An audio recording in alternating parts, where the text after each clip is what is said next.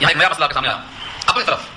کبھی کبھی سوچا کرو دنیا میں کس نے بھیجا ہے, کیوں بھیجا ہے, کب تک کے لیے بھیجا ہے, کب بلائیں گے, بس اتنا سوچ لیا کرو. بل رفعہ اللہ الیہ, بلکہ ان کو اللہ نے اپنی طرف اٹھا لیا. اب اس پر جو مرزا غلام قادیانی ہے نا, ان کے چیلے, وہ کہتے ہیں اللہ نے اپنی طرف بلا لیا, اس میں آسمان پر اٹھانے کا ذکر کہاں ہے؟ کوشچن یاد رہے گا. رد قادیانیت کے ذرے وصول بہترین کتاب ہے, پڑھا کرو, معلوم ہونا غلط. اس لیے میں یہاں اس نقطے پر کھولتا ہوں. بل رفعہ اللہ الیہ, بلکہ اٹھا لیا ان کو اللہ نے اپنی طرف. اتنا ہی آیت میں. اب یہ قادیانی کیا کہتے ہیں, اپنی طرف اٹھانے کا ذکر ہے, اوپر کہاں ہے, آسمان کہاں ہے؟ اپنی طرف اٹھانے سے یہ ثابت کیسے ہوتا ہے کہ آسمان میں اٹھا لیے گئے؟ اس سوال کو سمجھنے سے پہلے ایک اور آیت سن لیجیے.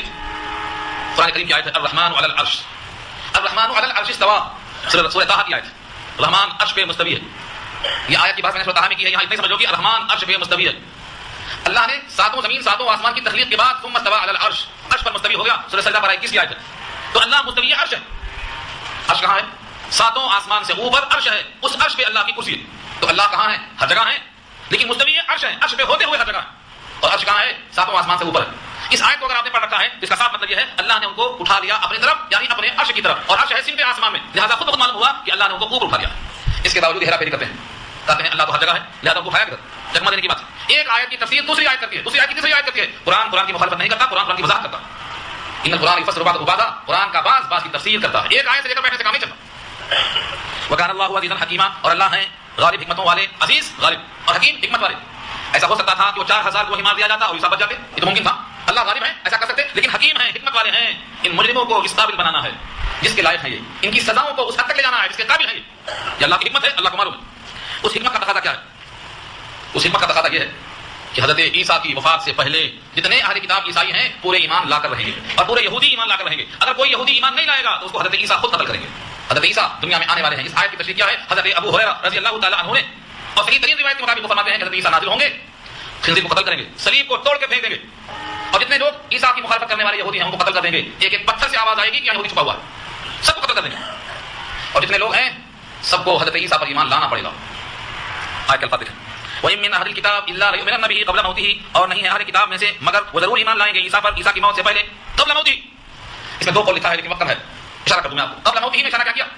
اہل کتاب کی موت سے پہلے اہل کتاب ایمان لائیں گے. جیسے فرعون جب ڈوبنے لگا پانی میں تو ایمان لایا موسیٰ کے رب پر, لیکن وہ ایمان کام میں نہیں آیا. ایک قول یہاں پر یہ ہے, مگر یہ قول مرجوح ہے. راجح قول یہ ہے موت ہی میں ہی کی ضمیر لوٹتی ہے حضرت عیسیٰ کی طرف, یعنی عیسیٰ کی موت سے پہلے ہر اہل کتاب ان پر ایمان ضرور لائے گا. کوئی کچا پکا گھر باقی نہیں بچے گا جو عیسیٰ پر ایمان نہ لے آئے. ہر یہودی عیسیٰ پر ایمان لائے گا, اور جو باقی بچیں گے ان کو قتل کر دیا جائے گا. وہی من اہل کتاب, اور نہیں ہے اہل کتاب میں سے کوئی الا مگر لیؤمنن بہ, ضرور ایمان لائیں گے عیسیٰ پر قبل موتہ, عیسیٰ کی موت سے پہلے. مطلب کیا ہوا؟ عیسیٰ کی موت ابھی نہیں آئی, عیسیٰ کی موت سے پہلے یہ سب ایمان لائیں گے ان پر اور وہ اتریں گے. مولانا علامہ انور شاہ کشمیری کی مشہور کتاب ہے التصریح بما تواتر فی نزول المسیح. حضرت عیسیٰ مسیح کے بارے میں کم سے کم 100 حدیثوں کو جمع کیا. اتریں گے, دمشق کی جامع مسجد میں اتریں گے, اس امت کے ایک امام کے پیچھے نماز پڑھیں گے, اس امت کی قیادت کریں گے, اور دنیا میں جتنے یہودی ہیں سب حضرت عیسیٰ پر ایمان لائیں گے. عیسیٰ کا تقاضا. ویوم القیامت یکون علیہم شہیدا, اور قیامت کے دن ہوں گے عیسیٰ ان کے خلاف شہید, ان کے خلاف گواہی دیں گے. جتنے لوگوں نے مخالفت کی ہے, جھوٹ کہا ہے, اللہ کا بیٹا کہا ہے, اللہ کا بیٹا کہا ہے, ان کے خلاف عیسیٰ خود گواہی دیں گے. سورہ مائدہ میں اللہ نے سوال کیا ہے مریم سے, حضرت عیسیٰ سے. قیامت میں اللہ پوچھیں گے انت قلت للناس اتخذونی وامي الہین من دون اللہ, کیا تم نے لوگوں سے کہا تھا کہ مجھ کو اور میری ماں کو خدا کا بیٹا اور خدا کا حصہ تسلیم کر لو اللہ کو چھوڑ کر؟ حضرت عیسیٰ کہیں گے پروردگار اگر میں نے کہا ہوتا تو آپ کو معلوم ہوتا. ان قلت فقد علمته, اگر میں نے کہا ہوتا تو آپ کو معلوم ہوتا. آپ کے علم میں کیا ایسا ہے کہ میں ایسا کر سکتا ہوں جس کو آپ نے کلمہ سے پیدا کیا, جبریل کو بھیج کر پیدا کیا, جو آپ کا خاص بندہ ہے, جس کو خود پیدا ہوتے ہی انی عبداللہ آپ نے کہلوایا تھا ماں کی گود میں, بھلا میں ایسا کیسے کر سکتا ہوں؟ اگر میں نے کہا ہوتا تو آپ کے علم میں ہوتا. اس طرح حضرت عیسیٰ انکار کریں گے اور حضرت عیسیٰ خود ان کے خلاف گواہی قیامت دیں گے. فبظلم من الذين هادوا حرمنا عليهم طيبات احلت لهم وبصدهم عن سبيل الله كثيرا, بس ان کے ظلم کی وجہ سے, فبظلم من الذين هادوا, ان کے ظلم کی وجہ سے جو یہودی ہو گئے, حرمنا عليهم, حرام کر دیا ہم نے ان پر طیبات, بہت سی پاکیزہ چیزیں. کیا کیا حرام کیا ہے اس کی تفصیل دیکھنا ہے سورہ مائدہ میں دیکھنا. چربی کتنے مزے میں کھاتے ہیں ہم, ان کو حرام کیا اللہ نے. ان کا گوشت حرام کیا ان کو اللہ نے. کیوں حرام کیا؟ ان کی شرارت. ہفتے کے دن شکار کیوں حرام کیا؟ ان کی شرارت. تو کچھ چیزیں ایسی ہیں جو تفصیل وہاں سے آ چکی ہے. احلت لهم, جو حلال تھی ان کے لیے پہلے لیکن اب ہم نے حرام کر دیا. وبصدهم عن سبيل الله كثيرا, اور ان کے روکنے کی وجہ سے اللہ کے راستے سے بہت زیادہ. واخذهم الربا, اور ان کے ربا دینے کی وجہ سے. ربا سود, ربا کیا ہے؟ سود. ربا کو ربا کہتے ہیں, ربا اربو کے معنی آتے ہیں بڑھنا. ربا کہتے ہیں جو بڑھتا نظر آتا ہے, 2 روپیہ دیا 3 ہو گیا, 3 دیا 5 ہو گیا, 5 دیا 7 ہو گیا, بڑھتا نظر آتا ہے. اللہ فرماتے ہیں تمہاری نظر میں بڑھتا ہے, اللہ کے یہاں نہیں بڑھتا. وما آتيتم من ربا ليربو في اموال الناس فلا يربو عند الله, یہ آیت دیکھ لو. تم جو مال دے کر لیتے ہو مال بے مال, یہ بڑھتا نظر آتا ہے, فلا يربو عند الله, اللہ کے پاس نہیں بڑھتا, گھٹتا.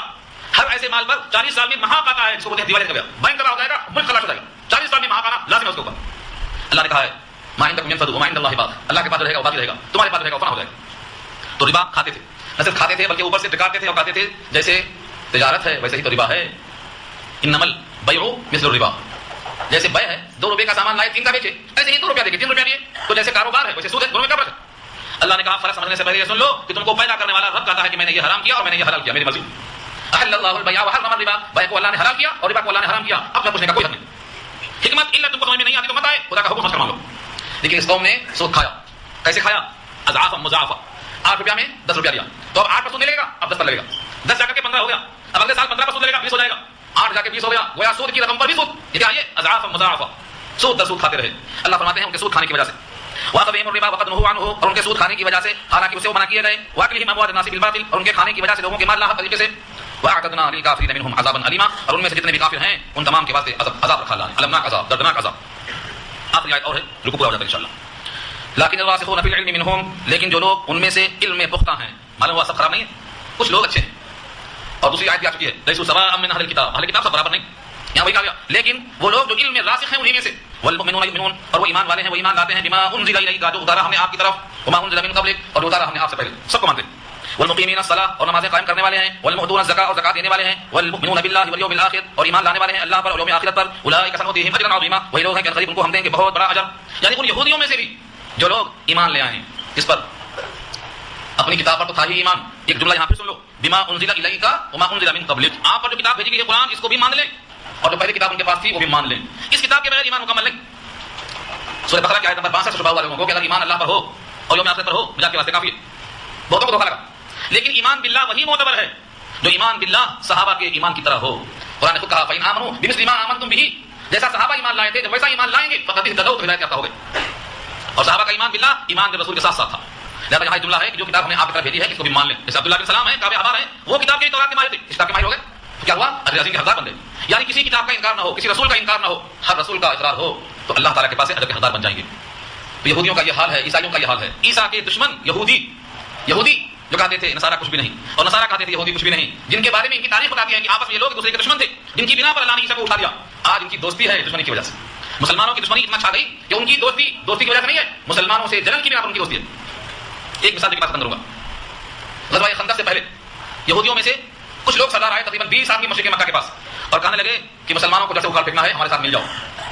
مشرکین مکہ نے کہا تمہارا کیا بھروسہ، چلو سینہ لگاؤ بیت اللہ میں قسم کھاؤ اور پہلے یہ بولو کہ ہمارا مشرکانہ دین اچھا ہے یا محمد کا لایا ہوا دین اچھا ہے، پہلے یہ بولو۔ اس وقت بھی یہودیوں نے، جب یہودی کتاب کے ماننے والے تھے، تورات ماننے والے تھے، اللہ کو ماننے والے تھے، یوم آخرت ماننے والے تھے، اور مشرکین مکہ بتوں کو ماننے والے تھے، کیا کہا جواب میں؟ مشرکین مکہ سے کہا کہ تمہارا دین محمد کے دین سے بہتر ہے۔ اتنا بڑا جھوٹ، ان کی تاریخ ہے۔ ایسی قوم آپس میں دوستی کر رہی ہے۔ غزوہ خندق میں بنو قریظہ نے مسلمانوں سے دغا کی تھی، ساتھ دینے کے بجائے غداری کی تھی۔ وہ یہودیوں کی اولاد ہے جو آج اپنے مطلب کے واسطے عیسائیوں سے دوستی کر رہی ہے۔